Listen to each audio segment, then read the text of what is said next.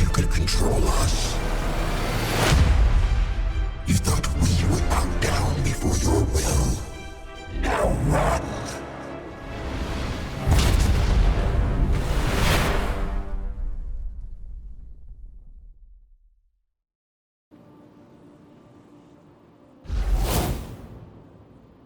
Well, there you have it.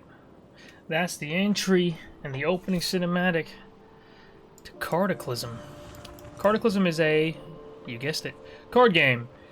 It's released on Steam, fully released, and it's brand new. Let's take a look at that, actually.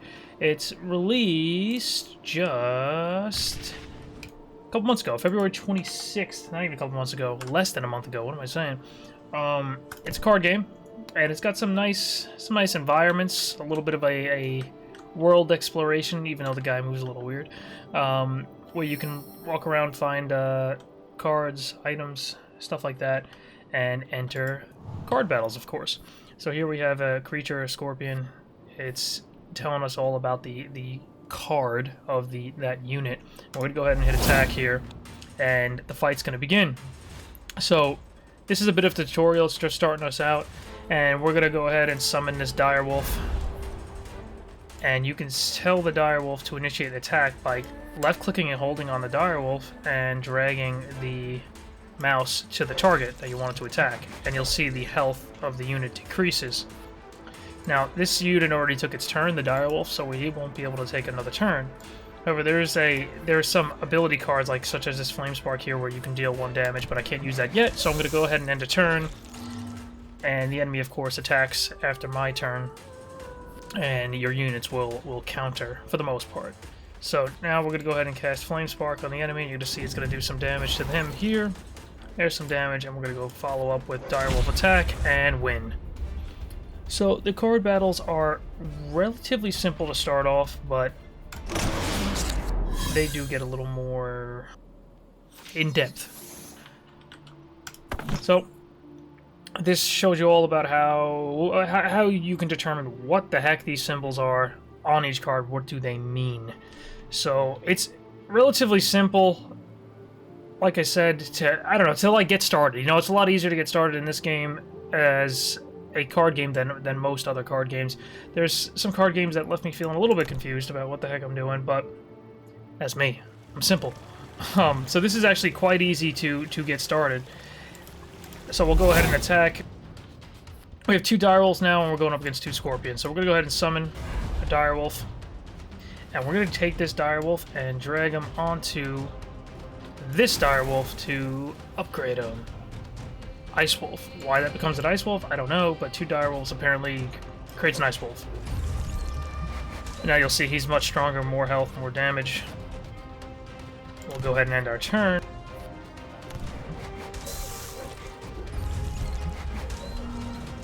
So I did notice that when an enemy takes a turn, when it attacks you, you will only counter once.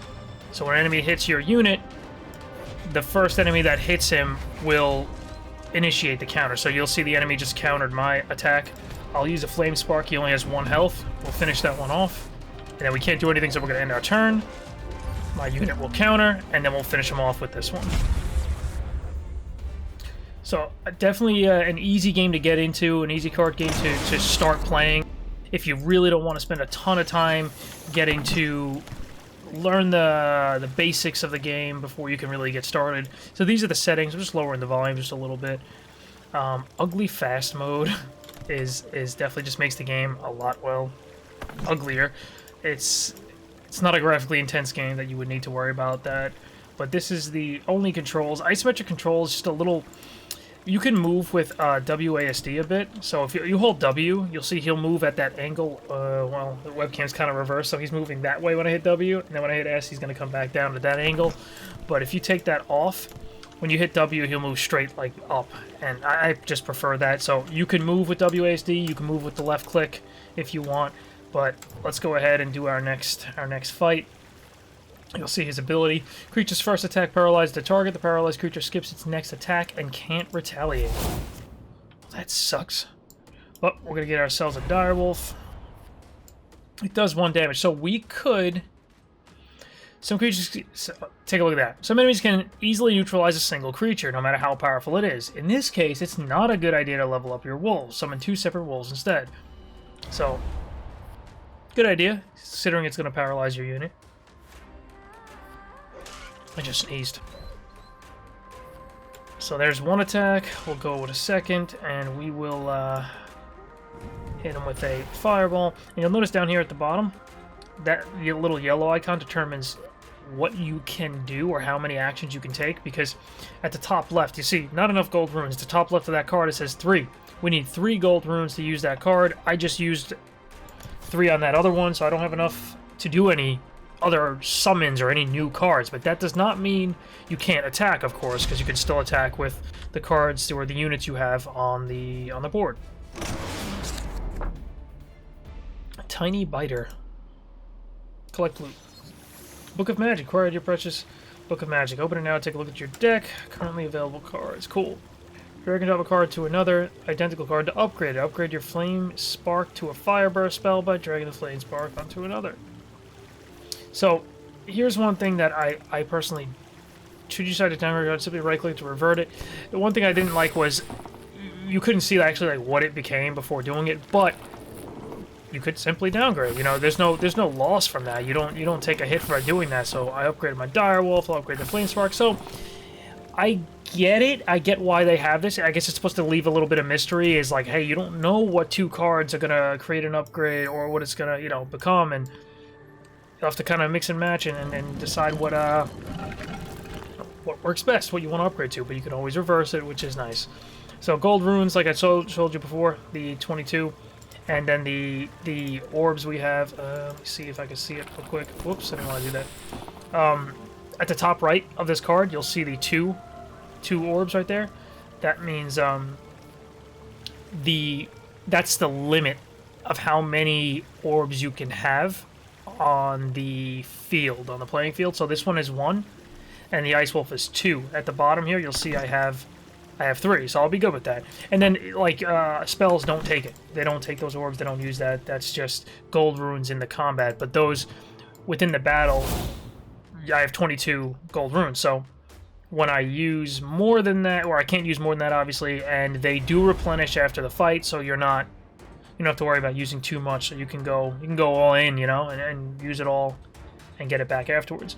So one thing you'll notice is 6 gold runes. I can either Fire Burst, or I can get the tiny biter here, but I can't have both. I don't want him to paralyze, so I'm gonna Fire Burst him for 4 damage and take him out right away, and then we'll open up an attack there. We'll end our turn. Super easy fight. I know it seems super simple, but it does get more difficult.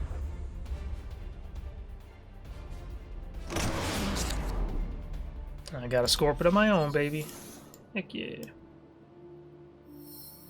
Now, I'm no expert at this game at all, so I don't know, like, see if there's any combos that you can merge cards that are not the same. All I've seen so far is you can merge cards that are the same to get upgrades. I don't know. You might have, like, an Ice Wolf and a Fire Wolf or something later to create something different. I don't really know. Okay, so with the Ice Wolf on the field, I can't get the Scorpion. Here's something I haven't tested. If I attack with him first, can I still place down something else? Let's get the Tiny Biter. Oh, he's only got 1 health. Oh, he got slapped. He's done. Come on.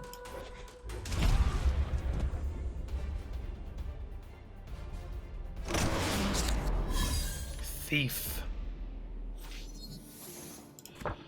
Tiny Biter died, but he's still in the deck. He's not gone or anything. He died during that fight, but of course he's back after the fight. I still think he moves kind of weird. He kind of hops along a little bit. Alright. So what did I draw? Alright. We'll go with him. Dark Archer. Adjacent creatures deal 2 more damage while this creature is alive. I don't like that. I don't like that guy being alive.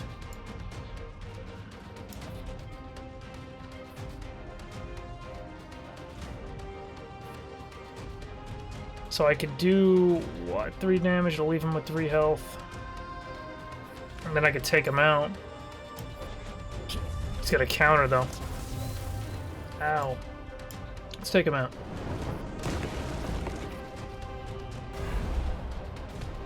We will not attack with the Tiny Biter, because he only does 2 damage. Yeah, we will end turn. And the reason why I didn't do that is because, of course, it didn't work anyway. So the idea was, if I attack with him, this guy's got a counter, and he evades 1 attack. So he evaded that, and he didn't get hit.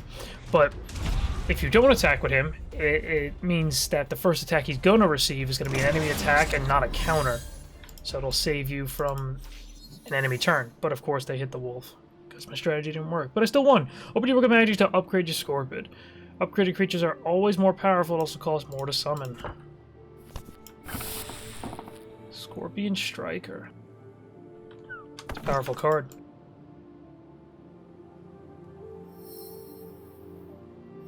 I like the simplicity of some card games, where you can just sit back, chill, and you don't have to be sweating bullets while playing. You know, you're playing like a Souls-like game, which I enjoy too. You know, I played Code Vein on stream recently.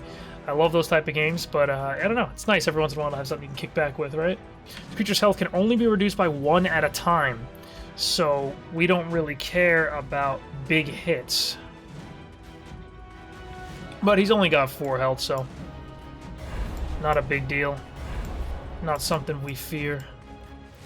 So we want him to retaliate against the Scorpion because this guy doesn't have as much health.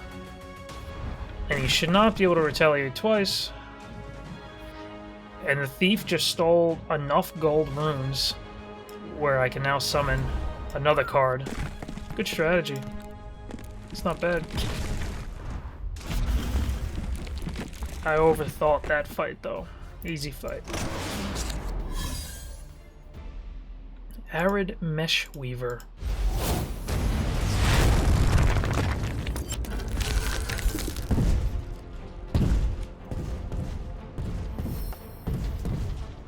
Grab the red key and exit the portal, or dare face the wretched.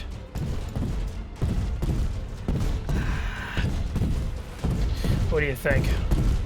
Should we try to fight him? I'm pretty sure I will die.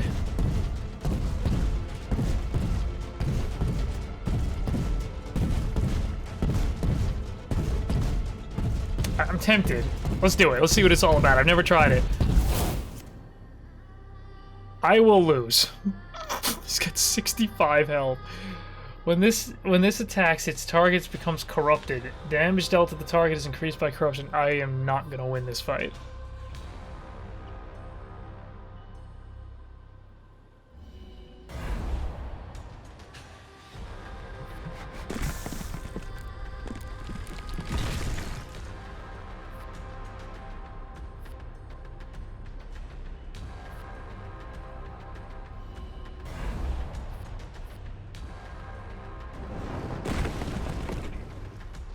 Gonna end turn. Oh. Okay, so I will absolutely lose this. I don't know what happens when you lose, though, but we're gonna find out. I don't have enough gold runes to do anything else, so when this unit dies, that's it. Death is not the end, merely a doorway. From the void, you shall return once again. Let's see what happens. Oh, I can keep going? Oh, it kind of rolled back a little bit. So we gotta do this fight again one more time. Let's do it. This time we will avoid that guy. So the Thief is a nice card here because I couldn't do anything else at the end of that fight because I didn't have any more gold runes, and that stopped me from doing, taking any more actions or doing anything like summoning additional cards because I just didn't have anything else to do it with,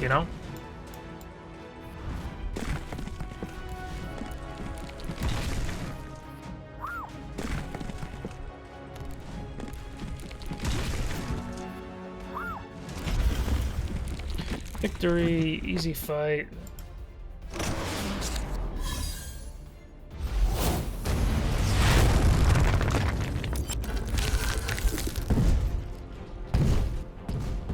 Pretty cool model.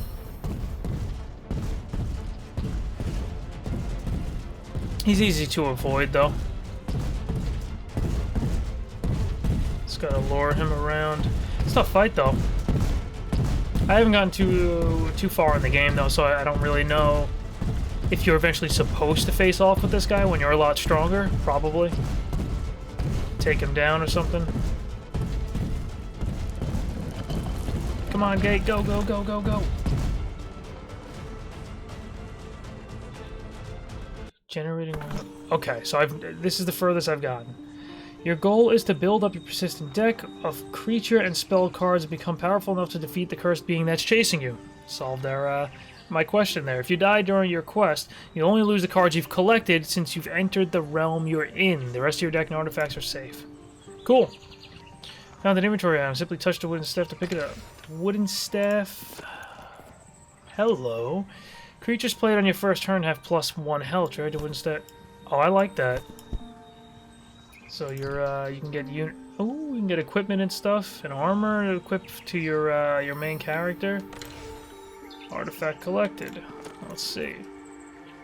First creature battle does not cost one of the orbs, but the rest cost +1. Okay. Alright. Attack. Some new enemies. Forest Wolf, Poison, and a Golem. Okay.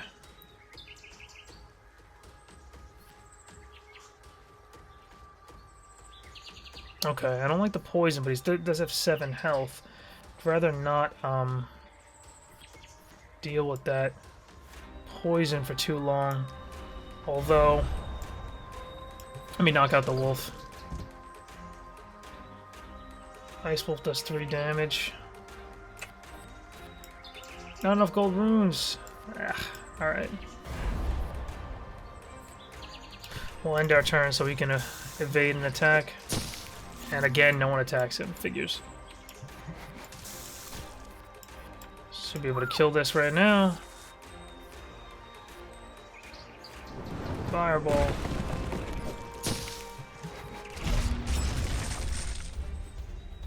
Easy.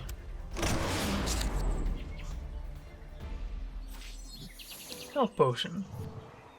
Attack. That's the paralyze. Okay.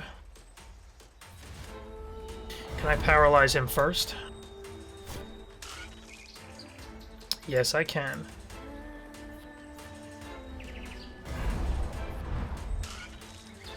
Now you can't retaliate. Stole some gold runes with him. So I'll summon him. Nice.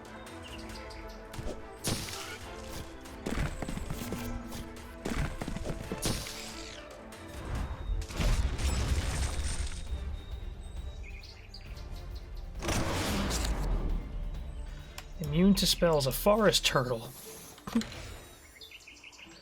Open your inventory to equip it. Equip the artifact. What do we get? When you play your first nature card in a battle, draw a card. Is that nature? Is that what that's supposed to be? Let's see.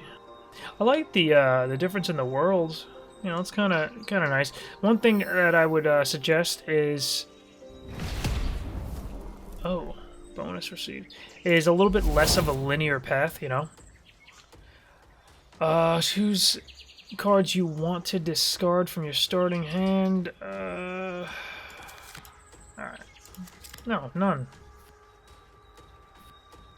When this dies, summon a tiny rock with evade.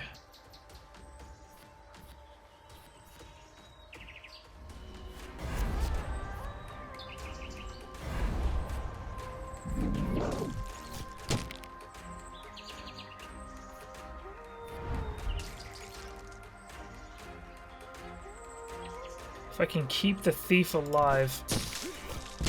As I say that, he gets wrecked. Son of a...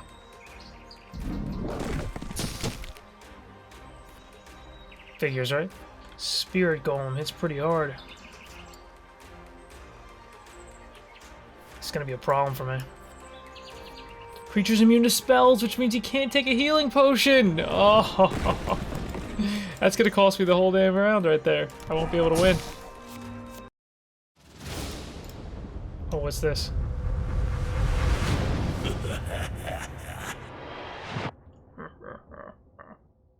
One card's gonna keep playing to win them back. Hello, death, my old friend. So it's supposed to be like a roguelite, I guess. Let's see. So redo this. I do keep my staff. Oh, and it looks like, okay, I like this. So it's changed. The battle's changed. You're not attacking the same stuff or fighting the same enemies. This creature must attack or retaliate 1 time to activate this ability. Ultimate 1. Next attack deals 9 damage. Let's paralyze this dude because I would like for him not to use that. Paralyze him.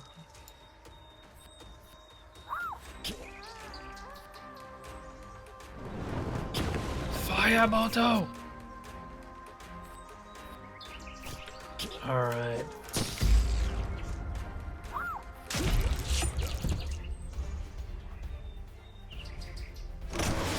Close shave.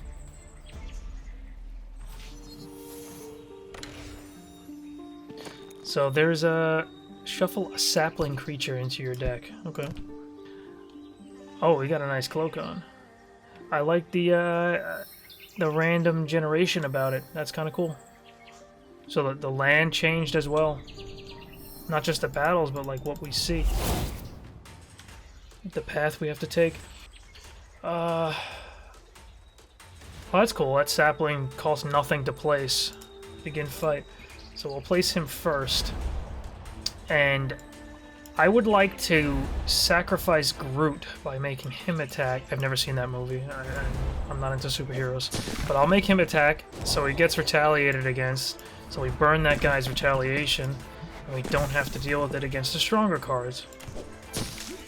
And he kills my frickin' thief. Tiny rock.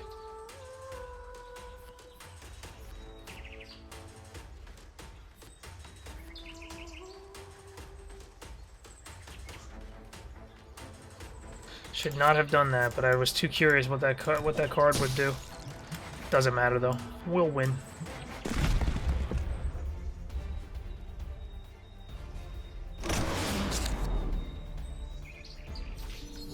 Extra thief card, which means I should be able to upgrade him, right? Assassin. Sick. Oh no, wait, I don't want to stop that. There we go.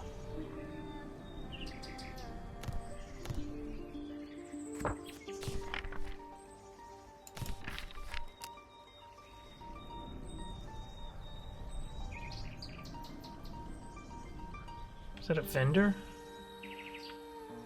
We got a key, and I think a vendor. Give me a fire burst and choose one of the. Come on, that card's not cute. Mini Menace. Attacked creatures lose 1 attack until next turn. Frostbite can't reduce attack.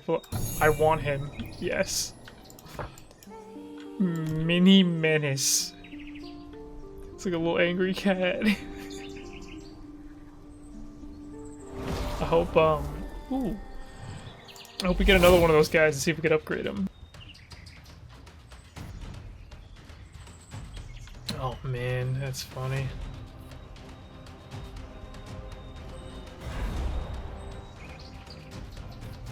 Let's get the tiny biter so he can retaliate and he'll evade. Poison him. Let's get Mini Menace on the board.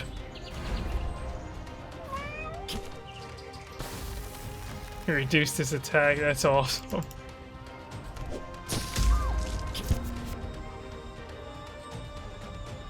Sapling, go!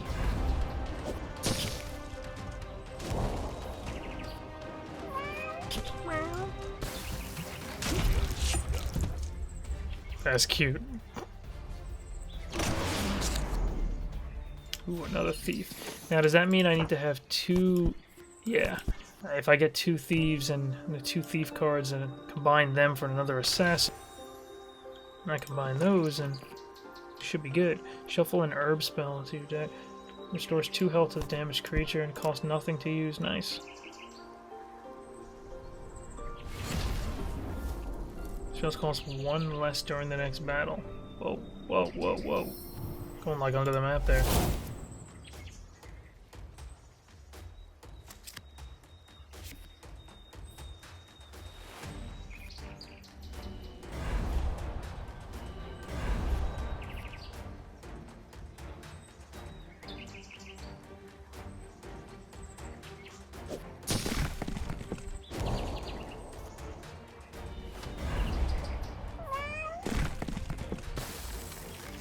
I like him. Finish him.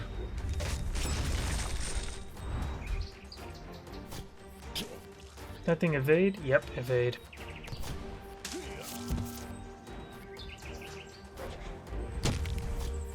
You get him, Mini Menace. Get him.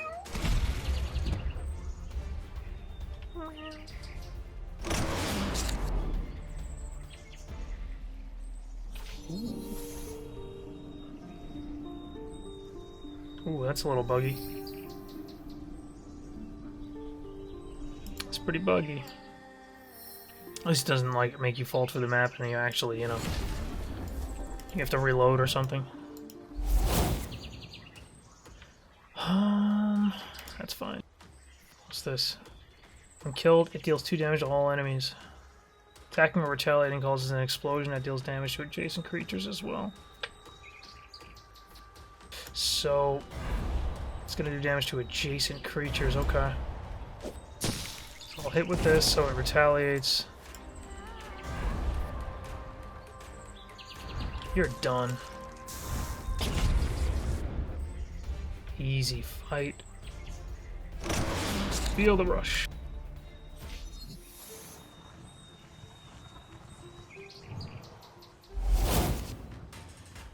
Use card you want to discard.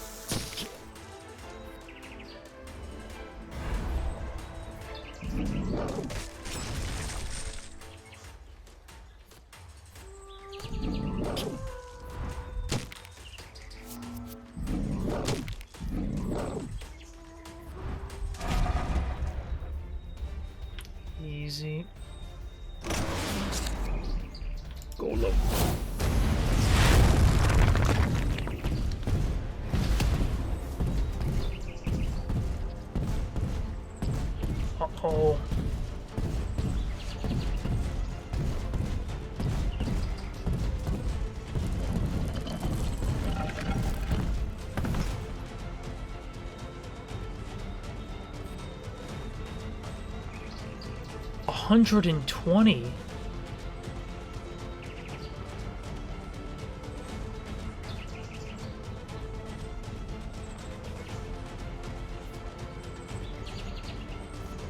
We'll take him, but we're not gonna be able to use him for a while. 3 achievements. Oh. I'm in an inn. Greetings, friend.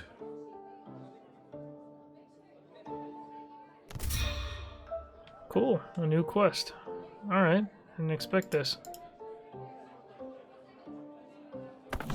Select the inn queue for a quest. Complete this quest and reward you with new cards in return. Force a goblin in the cellar offer you unfair trades that won't make sense most of the time, but sometimes it might be worth it.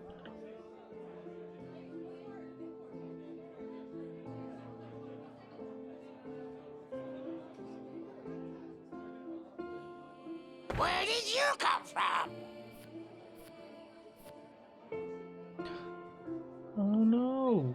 That's a good card, but he wants me to give up Mini Menace. No. No. I'm not trading my kitten. Alright? Just want to see what the next area looks like. Generating realm, unveiling dark secrets. It's different. Cool. The terrain's not bad. Again, I wish it was like less. It was more of like a freedom to explore the world type thing, and less of like, hey, you're always in like a mission type of thing. You know, more of like a little bit of a free roam, find secrets and what cards you can find on the map, and fight whatever battles you want. But overall, I actually like this. It's probably one of the better card games I've played. It's not bad at all. A little simple when it comes to the combat, but that's okay. You know, it's not bad. I do like some simplicity every once in a while, and just looking at some of the videos, and it's some of the units you get are pretty badass looking. So it gets pretty exciting, I guess. You know, it looks good. But one thing I was looking at was the patch notes, which was kind of nice. March 8th. I'm recording this. This is the 21st. They did a pretty major post-launch update on the 8th.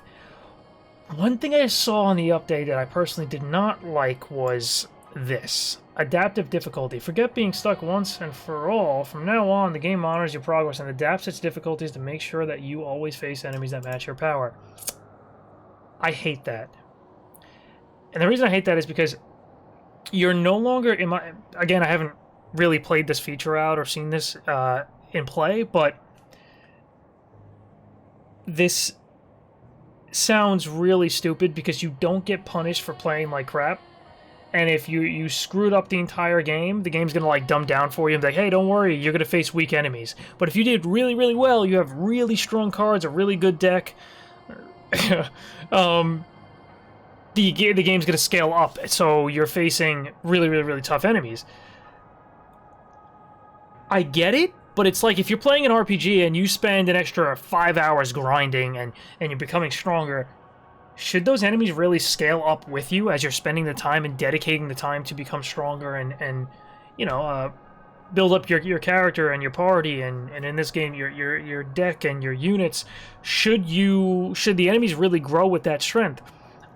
I'm all for difficult games, but this feels like it's more of like a, hey, you screwed up, because the way they position it is forget being stuck once and for all. It's not like, oh, you're not getting a challenge enough? Well, here was, you know, we're going to scale the enemies up for you.